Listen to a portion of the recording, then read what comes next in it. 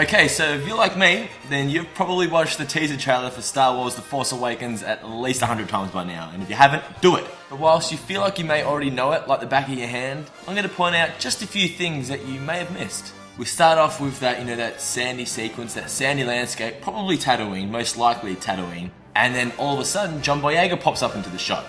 And he's wearing a Stormtrooper outfit, which raises many questions, which I won't get into now, that's not what I'm here to tell you. But he looks distressed, he looks like he's being followed. Well, if you listen closely, they actually give you a hint that he probably isn't actually alone. Because as he starts to walk off and looking around like this, you can actually hear the sounds of a probe droid. Seriously, go back and have a listen. Next up, we have that new lovable little droid that everybody is talking about, but he isn't what I'm here to mention. What I'd like to point out is if you look in the background as the little droid's rolling by, you can see many pod racers just laying in a scrap heap in the background. Could this be JJ's little dig at the Phantom Menace? We then get to see the awesome new look Stormtroopers that are seemingly preparing for battle. But did you notice this guy?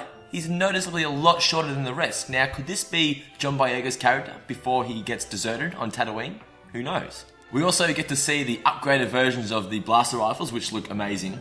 And then finally in that scene, if you look closely as the cabin doors open up from the vehicle, whatever they're traveling in, although it may seem like it's just pure darkness, look closely, look hard enough, and you'll see that there's actually buildings there with dome-shaped roofs.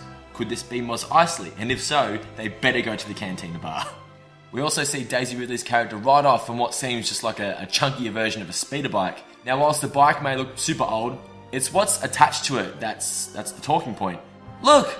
It's a lightsaber! Who would have thought? But then as she speeds off into the distance, the lightsaber is suddenly missing. So this makes me think that this is obviously two different sequences just put together for the trailer. X-Wings then make a triumphant return with Oscar Isaac being a pilot, and you'll notice that the pilots still have the Rebel logo on their helmet, which makes me wonder, did the Empire actually get completely overthrown after Return of the Jedi, or has just a new threat come up and they've just had to dig into the old storage and dig out all the old equipment?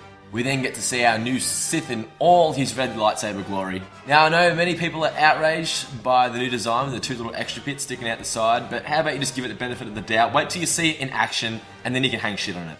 What I noticed though, is the quality of the laser. It's pretty shit, it looks pretty rugged and old, so maybe this is a hint that not all technology, actually advanced after Return of the Jedi. And then finally, the big reveal of everyone's favourite Falcon. Yes, the Millennium Falcon. And in a little homage to the original trilogy, you'll see the little round dish that Lando smashed off as he exited the second Death Star.